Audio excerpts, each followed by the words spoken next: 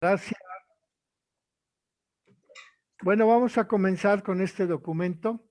En el nombre del Padre, del Hijo y del Espíritu Santo. Amén. Amén. Dios te salve María, llena de gracia, el Señor está contigo.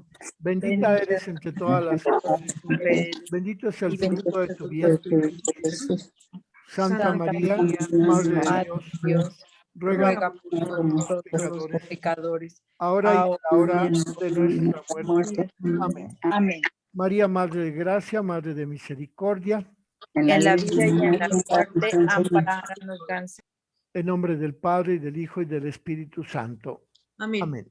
Bueno, estamos en la página 199 o en otra numeración en la 166 o también en la 140. José Luis, ¿tú en qué página estás?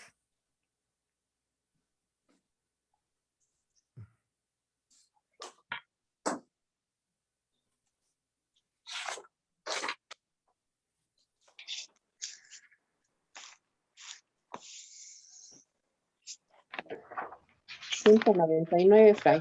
203 estamos. Sí. No, yo estoy en la 199. Elizabeth, ¿en qué página? Vimos ayer la 199 y llegamos Esa hasta fue la 201. conclusión. Esa fue la conclusión. La conclusión, exacto. Sí, pero ya para el nuevo tema estamos en la 203, María en la cultura medieval. María en la cultura medieval, muy bien, página 203. Así es. Sí. Sí. También Elizabeth la tiene en la página 203. Y Fray. Segunda parte, dice María en la cultura medieval. Medieval, muy bien. Ujú. Y alguien más debe tenerla por ahí en la página 169 o 170. O en la página 144. Lolita Sí, yo la Borja. tengo en la 142. No, yo la tengo en la igual, conforme el libro, en la 203. Muy bien. ¿Y quién dijo en la 140 y qué? 142. Lupita Leurete, ¿en qué página está? Una y una, ¿verdad? En la que dijeron las 242. 203. 203, digo, perdón. Muy bien. Me fui con la otra. Perdón. Buenas tardes. Buenas Buenas tardes. tardes. Hola, buenas tardes. Hola, buenas tardes a Hola. todos. Hola, Bienvenidas. Lupita, hola a todos. Hola, Tere. Entonces, vamos a ver María en la cultura medieval, ¿right? Sí, sí, por favor, ahí vamos a comenzar. Está bien. ¿Sí saben qué cosa es el medioevo? La época medieval. De los señores medievales, ¿no? Antes de la revolución. Descubrimiento de América. El descubrimiento de América en 1492 pone fin a la época medieval. Pero la época medieval comienza en el año 604. Según este documento del profesor de Fiores. Entonces abarca poquito menos de 1000 años, del año 604 al año 1492. Con el descubrimiento. Y pues desde luego estamos mirando este asunto de la historia de la Virgen María en la cultura europea.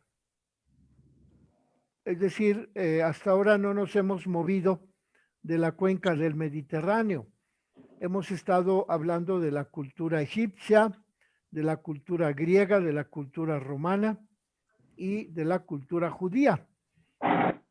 Todas esas culturas son las más antiguas que surgieron en la cuenca, es decir, en todo lo que abarca el mar Mediterráneo.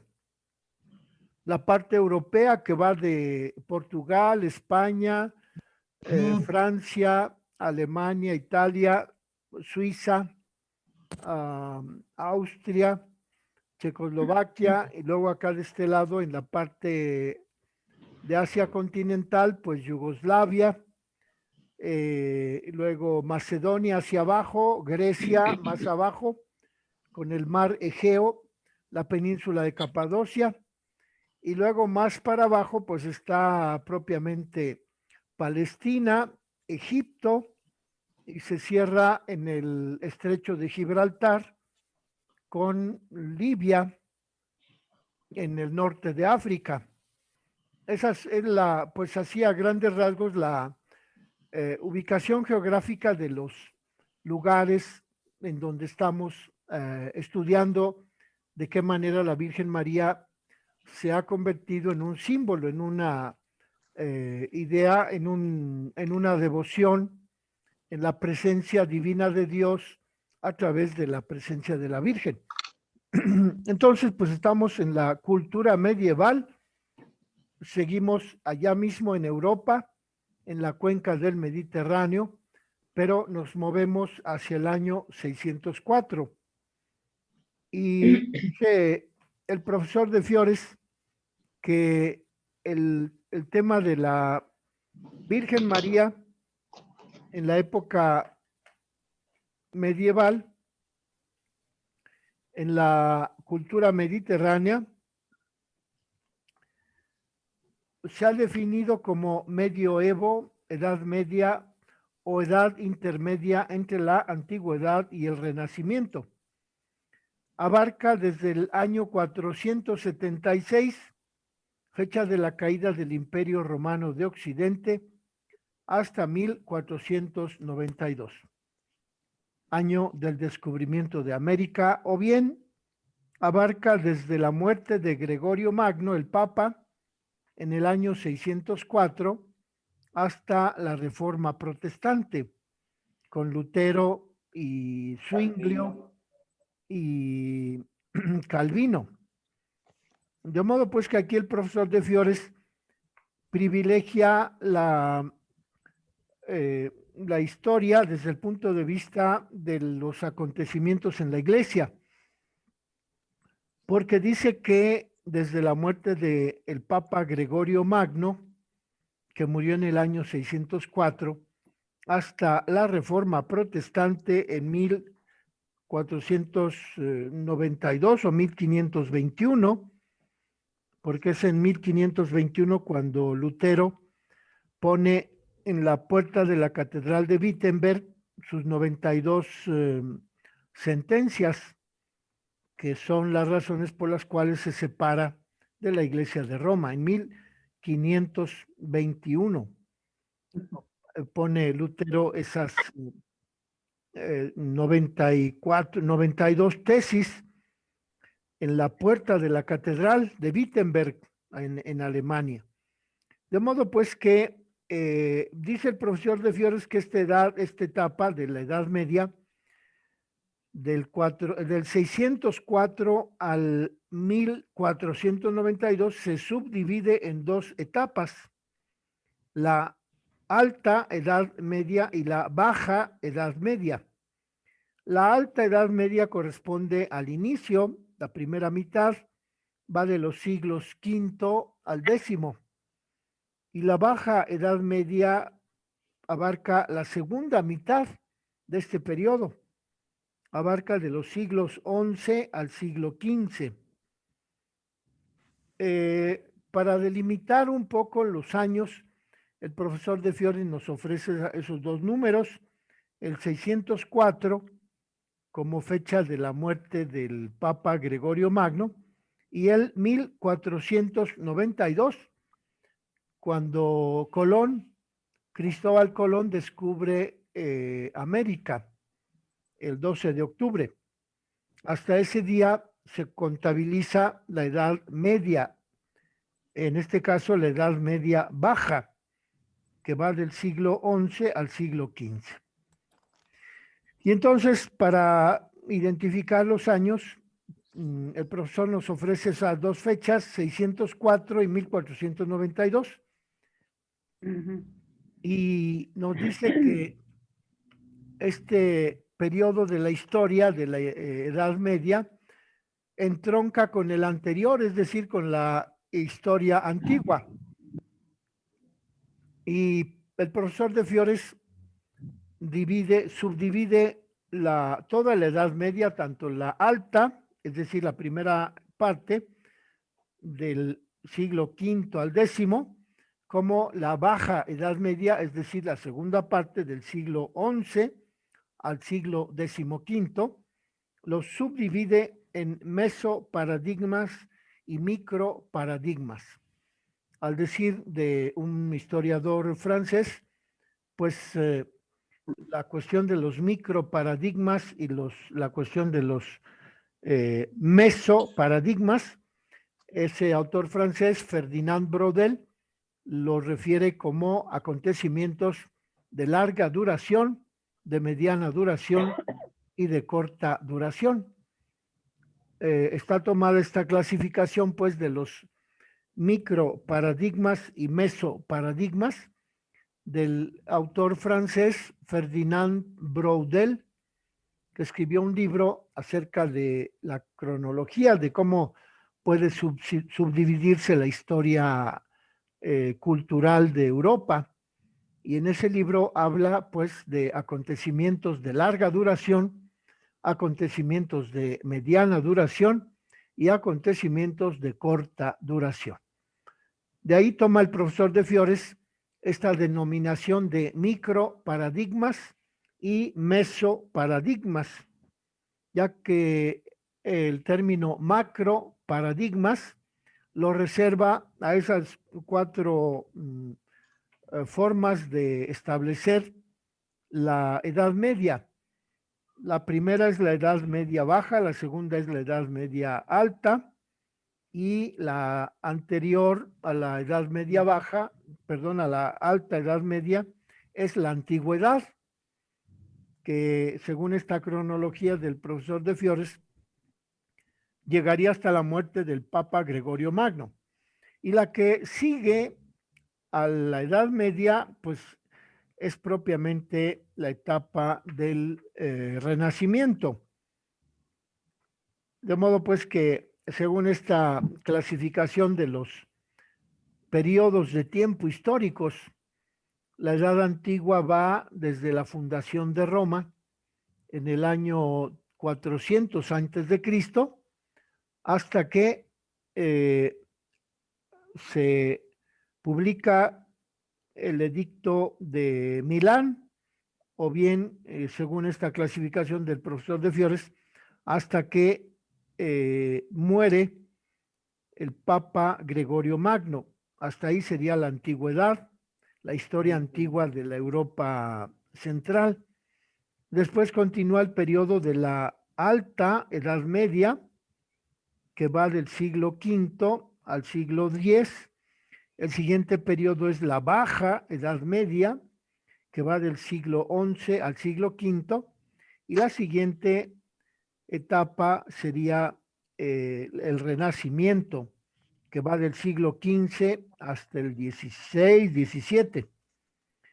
De modo pues que nos propone aquí el profesor las siguientes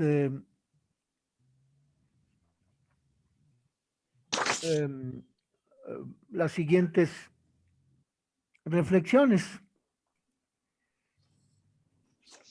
Dice él que hay algunos autores que piensan que el medioevo fue una época oscurantista, una era papista, es decir, apostasías de la verdadera fe o de la esterilidad teológica, según los reformadores protestantes. Y también en esa visión del medioevo como una época oscurantista, dice el profesor de Fiores que se sitúan los protestantes. Por el contrario, hay autores cristianos, católicos, que dicen que la etapa de la historia medieval fue la etapa del cristianismo ideal al que era preciso regresar, según los autores cristianos del romanticismo del siglo XIX. Otros autores dicen que la idea del medioevo como una civilización completa se refiere a una circunstancia que ocurrió entre la civilización antigua y la civilización moderna, pero tiene su propio significado. Y entonces la etapa de la Edad Media es una adquisición más fecunda de la historiografía del siglo XIX. ¿Qué significa la historiografía? Pues son los libros que se dedican a escribir acerca de la historia, ¿verdad? Entonces podemos hablar de una historia hablada, de una historia escrita, de una historia en los monumentos, en las imágenes, en los iconos. Entonces tendríamos una historia iconográfica, la que se refiere a las pinturas, una historia escrita, la que es la historiografía propiamente, y una historia hablada, la que podríamos llamar tradición.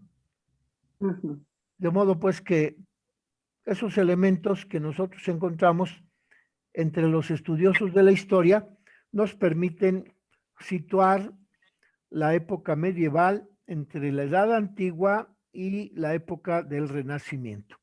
Y aquí el profesor de Fiores dice que la denominación de la historia medieval fue algo que se obtuvo, se conquistó, se determinó durante la historiografía del siglo XIX.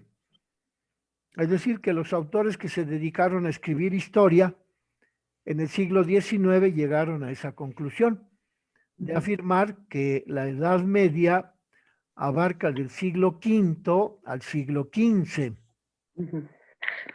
Y entonces, como civilización completa, la Edad Media conviene no ponerle una aureola de santidad y tampoco despreciarla, porque tiene su particular macro paradigma con características que la diferencian del helenismo, es decir, la cultura griega, y también la civilización de la Edad Media se distingue de los contenidos de la fe cristiana. Y dice que las aportaciones de los padres de la Iglesia continúan siendo una referencia doctrinal de la Edad Media. Entonces, pues aquí quiere darnos el profesor de Fiores unas notas características de lo que es la Edad Media. Así, las aportaciones de los padres de la Iglesia constituyen un elemento fundamental de la Edad Media, como también los contenidos de la fe cristiana, puesto que permanecen idénticos a lo largo de toda la Edad Media. De modo pues que para comprender esta cultura medieval es indispensable conocer sus dimensiones o claves hermenéuticas. ¿Qué significa hermenéutico? Hermenéutico proviene del dios Hermes, que era el dios griego que llevaba mensajes entre los dioses griegos y los hombres de la civilización griega. La hermenéutica es la ciencia que se dedica a la interpretación de los mensajes, de los contenidos, de los escritos, y deriva de ese dios griego que se llamó Hermes, que se ilustraba con pues, un joven con un casco y en sus pies llevaba alas, tanto en el pie derecho como en el pie izquierdo llevaba un par de alas, porque era el que llevaba los mensajes de parte de los dioses a los hombres en la cultura griega. Y de ahí deriva el término hermenéutica, es decir, la interpretación, la traducción de los mensajes de una realidad a otra. En el caso del dios Hermes, pues es la comunicación del mensaje de los dioses griegos para que lo comprendan los seres humanos. Pero aquí estamos hablando de una ciencia de la interpretación de los textos que se llama hermenéutica. Todo aquello que pertenece a la interpretación de los textos, a la comprensión, al análisis textual, lexicográfico, gramatical, fonético, morfológico de las palabras. A todo ello se refiere la hermenéutica. Y aquí dice el profesor de Fiores que para comprender la cultura medieval es necesario conocer sus dimensiones hermenéuticas, es decir, cuáles son los criterios que se han utilizado para comprender, para interpretar los escritos de esa época, los documentos, los edificios, las imágenes, todo lo que nos ha dejado la historia medieval. Y luego dice que la primera clave hermenéutica a la que nos propone el profesor de Fiores es la verticalidad. La segunda clave hermenéutica para comprender la cultura medieval es la jerarquización. Y la tercera clave hermenéutica para comprender la cultura medieval es el amor cortés. Esas son como claves para comprender a qué se está refiriendo el profesor de Fiores cuando nos habla de la cultura medieval. Va a decir que hay una verticalidad, que hay una jerarquización y hay un amor cortesano, que son, según él, las claves que permiten interpretar esa época de la historia humana que se llama historia medieval, que va del siglo V al siglo XV, con esa división en Edad Media Alta, los primeros 5 siglos, del siglo V al X, y la denominación de historia medieval baja, que va del siglo X al siglo XV, siempre refiriéndonos a la cuenca del Mediterráneo. Entonces vamos a ver en qué consisten las claves de lectura, las claves hermenéuticas, los instrumentos teóricos que nos ofrece el profesor de Fiores para comprender la Edad Media. Dice él, pues, que la primera clave hermenéutica es la verticalidad. ¿Qué es la verticalidad? Dice que la verticalidad como criterio hermenéutico dice que la cultura medieval es consciente de que el mundo y el cosmos consisten o subsisten por sí mismos y que la época medieval dirige su mirada hacia lo alto. Durante la época medieval, los pensadores, los escritores, los autores elevan su mirada para tratar de descubrir en lo alto la morada de los misterios de la vida humana. Y entonces, pues, dice el profesor de Fiores que esto de elevar la mirada a lo alto para comprender, para descubrir la morada del misterio, dice que lo plasman los autores medievales en las catedrales góticas, que nos sorprenden por su movimiento ascensional, que supera el equilibrio del arco de medio punto, es decir, como en forma de media naranja, de medio punto se refiere a que un punto se divide en dos y la parte alta pues es propiamente la bóveda de medio punto. Pero dice el profesor de Fiores que la bóveda o el arco de medio punto que se usaba en la antigüedad clásica, al pasar a la época medieval se convierte en una ojiva, en un arco ojival o arco apuntado peraltado. Así le llama el profesor de Fiores a esta característica de las construcciones medievales que consisten en un arco ojival, a diferencia de los arcos de medio punto que se usaban en la cultura clásica, en la cultura románica, en los edificios anteriores a la época medieval. Dice pues que el saber medieval culmina con la Suma Teológica de Santo Tomás de Aquino, que muere en 1274. Allí, Santo Tomás de Aquino, en la Suma Teológica, considera que toda la realidad se puede comprender a la luz de Dios. En ese sentido, el medioevo se presenta como una gran unidad interna, una señal sobresaliente de esta unidad nos la obtenemos por la concordia entre la fe y la ciencia. Estas son pues las notas características de la verticalidad como criterio de interpretación de la Edad Media. La verticalidad consiste en que se sustituye el arco de medio punto por el arco ojival en las catedrales y que Santo Tomás de Aquino nos ofrece la Suma Teológica, en la cual toda la realidad es considerada como luz de Dios. Por ello, todo el medioevo se presenta como una unidad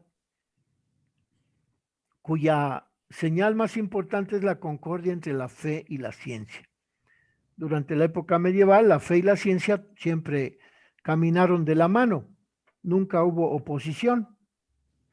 Y dice el profesor de Fiores que se debe a que durante la época medieval los pensadores recibieron la filosofía aristotélica, la filosofía de Aristóteles, que tiene que ver con la definición de sustancia, de accidente, de esencia, y la lógica euclidiana del silogismo, premisa mayor, premisa menor, conclusión.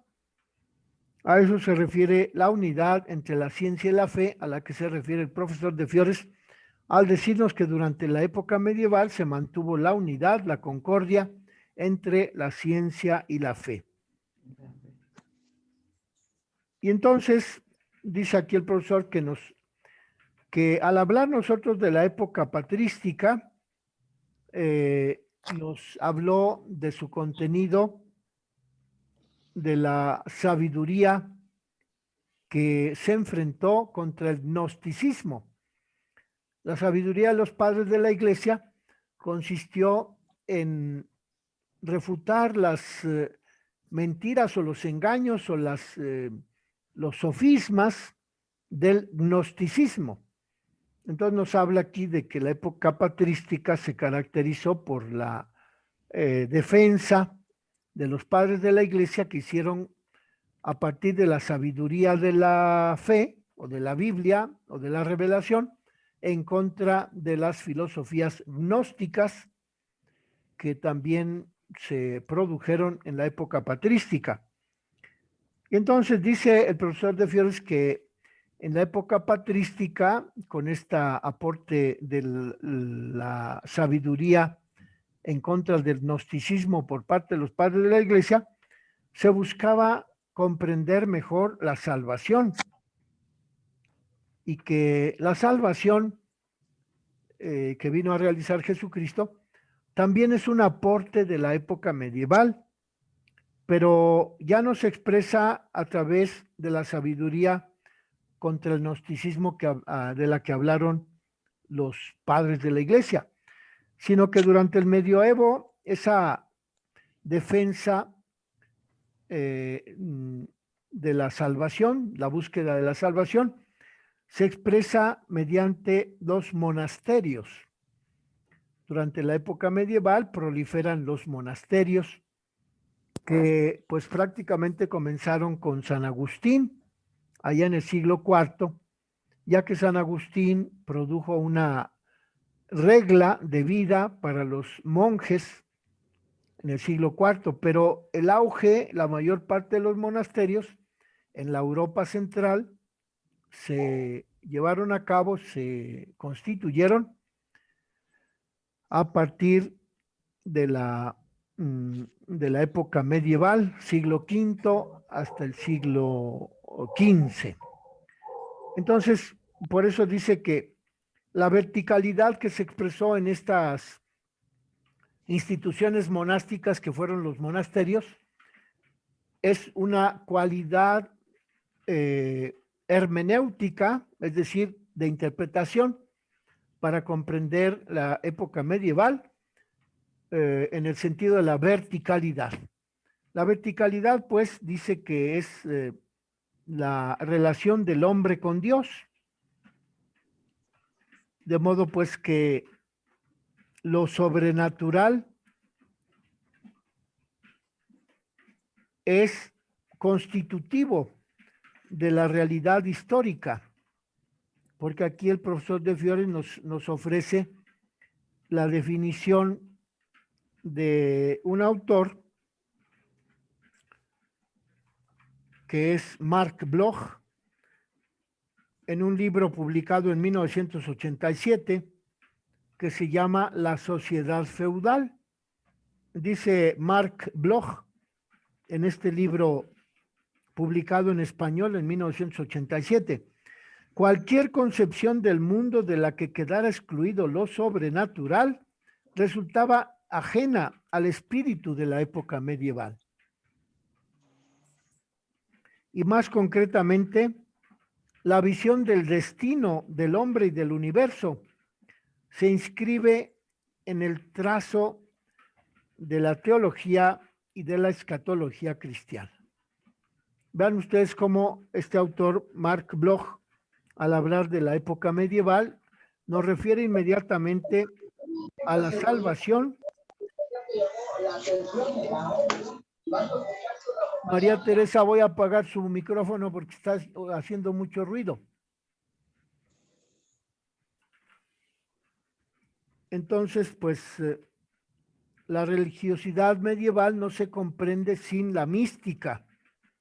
Esa es una afirmación de Hans Küng, un teólogo cristiano que publicó su libro en 1997.